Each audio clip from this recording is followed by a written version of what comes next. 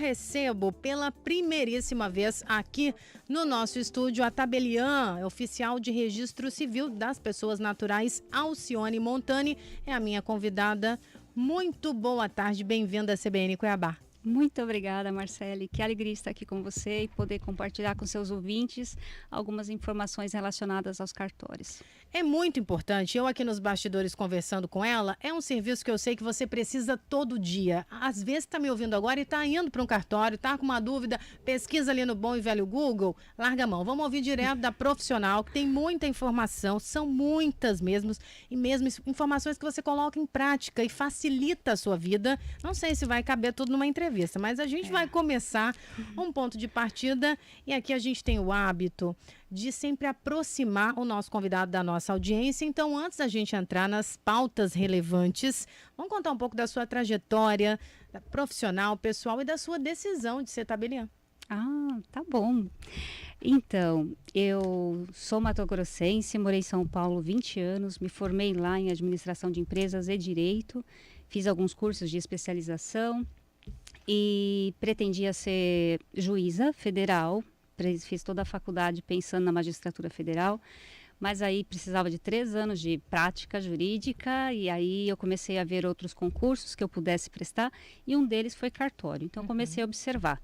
Mas eu não tinha muito interesse no começo não, porque eu achava que era um mero carimbador. Eu até falei outro dia isso e o pessoal falou, como assim? Muita gente tem essa impressão, falsa impressão. Falsa impressão, porque o nosso trabalho é bem complexo. Né, ele termina para o cliente ali no balcão, mas nós damos continuidade no trabalho para informar todas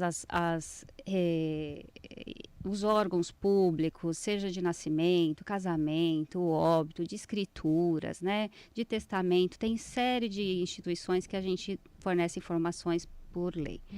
Então, aí quando eu li um livro do Leonardo Brandelli sobre a teoria geral do direito notarial, da função social do tabelião, eu vi ali 2 pontos, a questão da gestão administrativa, que eu tenho esse poder de gestão, e o outro de lead, né, de envolver processos, de resolver, né, e o tabelião tem esse dever de evitar a lead. O juiz, ele julga para extinguir, mas o tabelião vai além, no meu ponto de vista, porque eu evito a lead.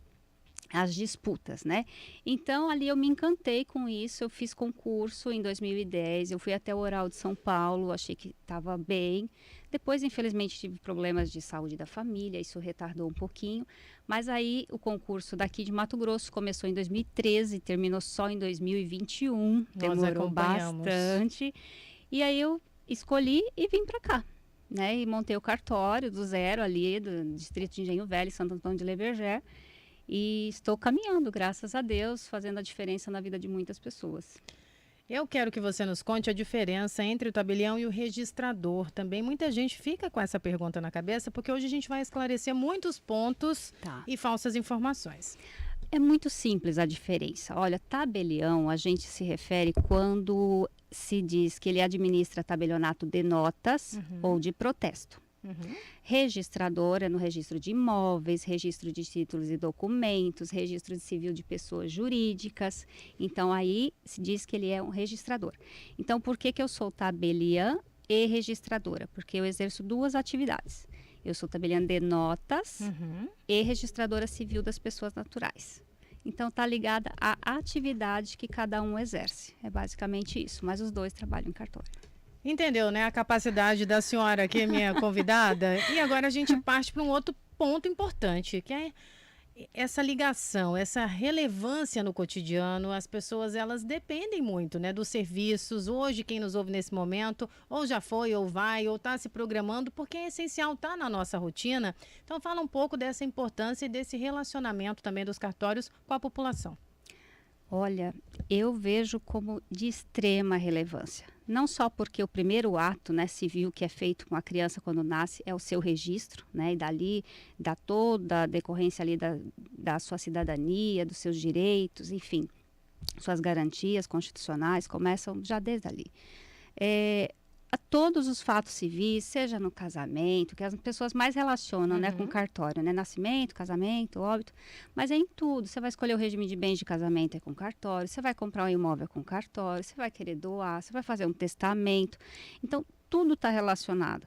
Você quer incorporar um bem, tudo passa por lá de alguma forma, né? Isso por lá, assim, são vários cartórios, vários tipos, né? Como eu estava mencionando.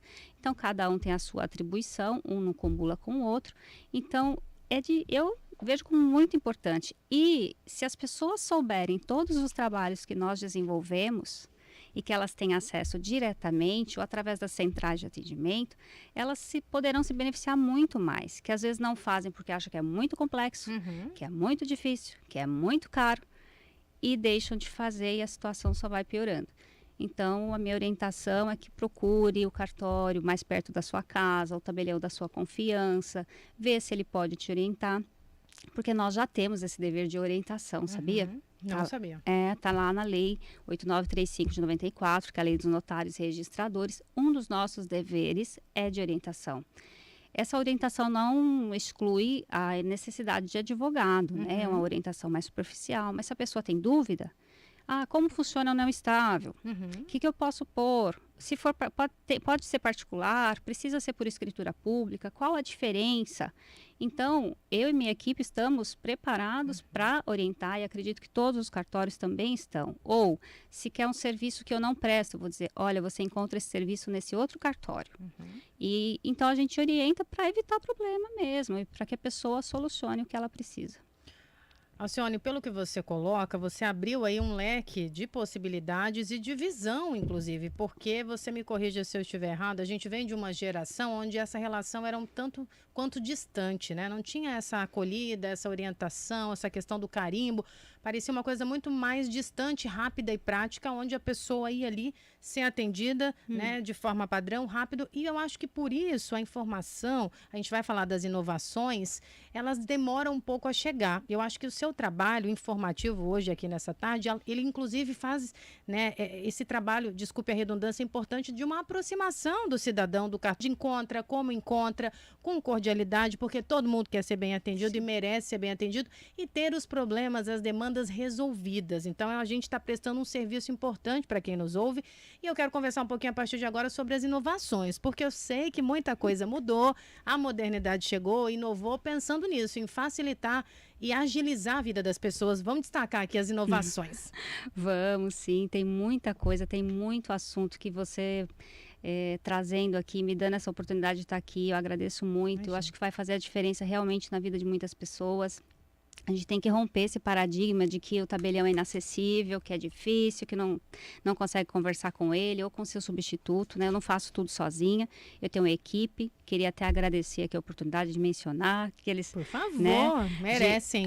Merecem. Diego Dias, meu tabelião substituto, Vanessa Bordim, escrevente autorizada, Marielle Lima, escrevente autorizada e Amanda Lopes, auxiliar de cartório. Muito obrigada. Eles fazem parte da equipe, da minha confiança. E se eu estou aqui nesse momento em horário de trabalho é porque eles estão lá cuidando de tudo. Muito bem. Isso. Então, sobre as inovações... Palavra boa. Interessa muita gente. Vamos destacar os pontos altos, assim. Eu vou focar o e-notariado, né? Nós temos várias inovações, mas nós não podemos fazer propaganda, então fica um pouco mais reservada, as instituições de classe acabam falando, mas aí só quem tem mais proximidade com o cartório acaba ficando sabendo. Mas essa informação tem que ser difundida para o maior número de pessoas possível para se beneficiarem disso. Então, por exemplo, o e-notariado é uma plataforma criada pelo Colégio Notarial do Brasil, que nos permite colher assinatura de forma remota, em procuração, em qualquer tipo de escritura. Você pode assinar daqui de onde você está, entra no intervalo, assina do seu celular. Através de um aplicativo do e-notariado, você faz um cadastro e você baixa ele, tem todos os critérios de segurança para ser observado. Mas uma vez feito o cadastro e aprovado, você pode participar da leitura, da escritura e assinar, colocar sua senha de segurança para poder confirmar que você concorda com a finalização daquele ato. Entendi. Então, isso traz muita mobilidade, assim, muita flexibilidade para as partes. Então, se uma está aqui no Mato Grosso, a outra não está, mas preenche os requisitos exigidos para que seja lavrado esse ato aqui, então nós o faremos. E isso traz, isso, muita inovação, segurança jurídica, né? E e no conforto, né? Então, isso é uma inovação grande que veio com a pandemia, antes não existia isso, e tem Então é sido recente, utilizado. né? Os últimos 2 anos, acredito. Isso, é recente. E tem tido uma aceitação mais por essas pessoas que já estão mais voltadas para a tecnologia. Mas tem algumas que são mais conservadoras, né? Eu quero papel mesmo. Quero assim, ir lá pegar a eu senha. quero ver se o tabelião vai assinar. Então, tem também essa possibilidade. O anterior continua. E o traslado pode ser digital ou físico. Qual a vantagem do traslado digital? Você encaminha ele digitalmente para qualquer lugar que você quiser. É um arquivo eletrônico, você manda e chega em São Paulo no mesmo minuto. E esse arquivo, ele tem que ser por um profissional, um despachante, um advogado, ou a pessoa que nos ouve agora, ela pode sozinha e consegue esse trâmite? Olha, nada contra o despachante, mas esse trabalho é direto com o cartório, tá? A pessoa não precisa de um intermediário para esse serviço, não precisa gastar nada a mais, o serviço é tabelado, o estado inteiro é o mesmo valor. O que diferencia é que alguns municípios, a incidência do ISSQN, que é o Imposto sobre Serviço de Qualquer Natureza, alguns colegas podem repassar essa despesa para o cliente e alguns não podem. Então, por exemplo, no meu município eu não posso repassar, então o custo fica 5% menor. Entendi. Quem paga sou eu, está lá na despesa. Mas, fora isso, é igual. Você não precisa do despachante. É só chegar e perguntar no balcão como é que funciona. E a gente vai orientar. Perfeito. A Alcione é minha convidada. Tem perguntas chegando? Nos últimos minutos eu vou colocar, tá, minha gente? Pode mandar a sua dúvida, que no final eu vou encaminhar a sua pergunta. Você que precisa aí do serviço do cartório, tá na dúvida? Manda para cá, como a Letícia fez. Marcela, parabéns pela entrevista, muito bem conduzida, eu que agradeço. E ela explicando de forma simples para a gente entender. Eu tenho dúvidas com relação à união estável. Ela disse que acaba adiando, já convive ali há bastante tempo, mas acaba adiando essa iniciativa. Como proceder e o tempo, se demora para ficar pronto? Calma que a gente responde, Letícia. Obrigada, Letícia, pela sua pergunta. É muito rápido, tá? Se for particular, ela mesma pode preparar ou alguém da confiança dela. Se ela quiser por escritura pública, ela deve procurar um tabelião de notas. Pode ser o mais próximo da casa dela ou alguém da confiança, tá? Porque não há restrição de localização. E é rápido, é uma escritura considerada muito simples. Mas eu sugiro o casamento. Não sei se ela tem algum impedimento para o casamento. Não me contou. Você ela pode... não contou. Porque assim, será que é pela praticidade? Assim, a pessoa pensa, o casamento está muito prático. Ah, é? Sabia que não precisa mais esperar 45 dias? Não acredito. 5 dias só. É, por 5 dias? Só. Olha aí, paixão. Vai ter o caso, hein, Washington? Bora casar. Eu adoro casar as pessoas. Tem um espaço legal lá. Tem um espaço assim voltado para o casamento mesmo, Tá sabe? vendo? A região do meu cartório é muito pobre, então eu gosto de proporcionar um ambiente agradável, porque às vezes a única lembrança do casamento são aquelas feitas ali no cartório mesmo. Com certeza. E quem está ouvindo como a Letícia, está aí com essa iniciativa. A união estável. A gente não sabe por quê, né? Mas entendeu pelo prazo, às vezes. Tem a impressão de que é mais célere, mais prático. Então, vamos aproveitar e também falar desse prazo para o casamento. Tá. Eu venho desse tempo, 40, 45, 60 dias, 5 dias. Então, é uma alteração recente, né? Foi acho que no final do ano passado que teve essa alteração e agora são 5 dias só de proclamas. Então, não há porquê, né? A união estável com o casamento, ela é equiparada em vários pontos, inclusive no regime de bens, caso não se estabeleça um, vai ser o da comunhão parcial, né? Mas se eles fizerem por escritura pública, a união estável também pode escolher um regime de bens diferente. Por exemplo, da separação convencional, ou, né, pode ser combinado. E no casamento a mesma coisa. Então, por isso que às vezes a pessoa acha, não, mas eu não quero casar. O que muda? O estado civil, basicamente.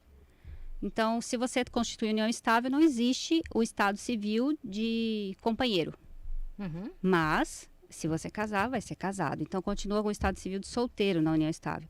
As responsabilidades são muito semelhantes, os direitos também são muito semelhantes, os reconhecimentos junto ao STF, ao STJ são muito semelhantes, né? E não pode haver distinção de como essa família foi formada, isso está na Constituição Federal. Então, não sei qual a intenção dela, né?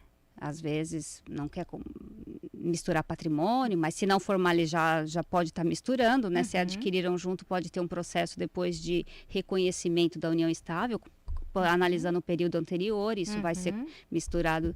Então, eu vejo que quanto mais cedo a pessoa formalizar isso, melhor para todos. Quero que você fale um pouquinho, já que a gente está falando de casamento, vamos falar de casamento social. Ah, isso é ótimo. Olha, aproveitem, Letícia, se for o seu caso. Letícia, é um sinal você estar na minha companhia aqui hoje com a gente nessa tarde. Vai sair casamento dessa história. Já manda o nome do noivo. Eu vou ser madrinha desse negócio, testemunha, sei lá, eu vou participar. Pode ser testemunha, pode ser madrinha se ela te nomear, enfim. E o casamento social? O casamento social é uma campanha que acontece todo ano. E neste ano nós também aderimos, né? O que tem? É para as pessoas que têm um rendimento um pouco menor, acho que até 3 salários mínimos, né? Encaminha os documentos, a gente vai analisar, fazer todo o procedimento do Proclama-se e ela não vai pagar as despesas do cartório, das certidões. Então, é justamente para auxiliar pessoas que querem casar e que estão sem condições de pagar as despesas cartorárias. Então, é isso. E vai acontecer no dia 26 de agosto, o dia da celebração, né? Então, a gente vai ter vagas limitadas, até por conta da maneira como vamos recepcioná-las, né? O ambiente. Então, se ela tiver interesse ou se souber de alguém que tem interesse em participar e preenche os requisitos, entrar em contato, tanto pode ser no meu cartório ou em outros que também se inscreveram. Acho que o ideal seria entrar em contato com a Anoreg aqui de Mato Grosso, né? Fica aqui em Cuiabá, e verificar quais os cartórios que se inscreveram, que vão oferecer esse serviço, e ela pode escolher o que melhor atende ela. Perfeito. A oportunidade apareceu nessa tarde e é importante a gente compartilhar também. Tem muito ouvinte me pedindo aqui agora sobre o valor. Você disse que o tempo diminuiu 5 dias. E o valor atual para quem vai custear mesmo? O valor não diminuiu. O valor é o mesmo. Depende da escolha do regime de bens, né? Então, para o casamento tem um custo. Se vai celebrar no cartório, esse custo está por volta de 400 e poucos reais. Não vou dizer valor exato para não me equivocar. E se escolhe um regime de bens diferente do legal, o que é o legal? Comunhão parcial de bens. O que significa? Aqueles bens adquiridos durante o casamento serão dos dois, né? E se for esse regime de bens, é só esse valor do cartório. Se for o regime diferente, por exemplo, da comunhão universal de bens, que são aqueles que comunica tudo, de antes, durante, tudo, ou da separação total, né, convencional, aí tem um acréscimo do valor da escritura de pacto antinupcial, que é de R$226, mais ou menos assim, tá? E tem abre firma, tem algumas coisinhas assim. Eu prefiro não falar de valores. Aproximadamente. Para em qualquer cartório que você vai saber os valores certinho. Marcele, até o final dessa entrevista, me pedindo um contato aqui para as dúvidas. Se você conseguir para mim, é importante para que as pessoas busquem ali, mandem um WhatsApp. Pode deixar que até o final a gente compartilha. Doutora, outra pergunta importante, a gente vive em um país onde muitas pessoas, e aí eu me coloco nesse muitas, cresceram e sofreram, né, as consequências de não ter um pai. Foi o meu caso, meu pai não me registrou depois dos 30 anos, e a paternidade, esse reconhecimento, num estudo recente, inclusive, é a realidade de muitos adultos, adolescentes, crianças desse país. Mudou alguma coisa nesse sentido desse reconhecimento ser mais célere, das pessoas terem ali o nome do pai na certidão de nascimento? Eu que passei por essa situação a vida inteira, sei da importância e também acredito que essa informação alcançando mais gente vai deixar as pessoas um tanto quanto mais felizes e bem resolvidas. Lamento pela sua situação, que bom que você está bem, né? Eu digo isso porque a figura do pai é muito importante, né? Na família. Sim, e depende. Porque se for voluntária, esse reconhecimento for voluntário, ele pode ser direto no cartório. Não precisa de um processo judicial. Não precisa gastar com advogado, não tem muitas despesas, não tem demora. É muito simples. O genitor chega no cartório, de preferência onde foi registrada a criança, mas não necessariamente, pode ser no outro, e vai lá e declara que ele é o pai daquela criança. Se a criança for menor, a mãe vai ter que concordar. Então, conversa antes, né? Para não ter problema, conversa antes, E leva todo mundo concordando, lavra-se um termo e já vai ser averbado ali a paternidade e vai passar a constar o nome do pai na certidão, e essa informação de que esse reconhecimento foi feito posteriormente não vai aparecer. É uma forma discreta, né? Só se a parte depois quiser uma certidão inteira o teor. Caso contrário, vai ser só aparecer mãe, pai e o nome do registrado. Infelizmente, nós chegamos ao fim. Esse relógio, ele faz isso, viu, doutora? Quando o papo é bom, o faleiro, como eu gosto de chamar, ele acelera. Mas nós temos assunto para muitas entrevistas. Muitos assuntos. Muita gente aí aqui perguntando, perguntas muito específicas que a gente vai numa próxima oportunidade. Quem está me pedindo contato? 99580048. 99580048. Tirem as suas dúvidas, busquem as informações. Uma última mensagem, Washington. Júlio César disse assim: boa tarde, pessoal. Pois sou do tipo de pessoa que gosta tanto de mexer em papel que eu prefiro não ter nada, só para não ter que mexer com burocracia, cartório, registro. E hoje aí nós aprendemos que muitas coisas podem, né, ser muito mais céleres. Ele registra aqui. E não gosta de burocracia, ninguém gosta, mas você mostrou uma outra frente, um outro formato, e é um serviço que passa pelas nossas vidas. Então, que você volte mais vezes, que a gente leve essa informação. Obrigada, eu que agradeço. Parabéns pelo profissionalismo, a forma responsável e eficiente que conduz. E já sabe, portas abertas e microfone à disposição para a gente conversar mais.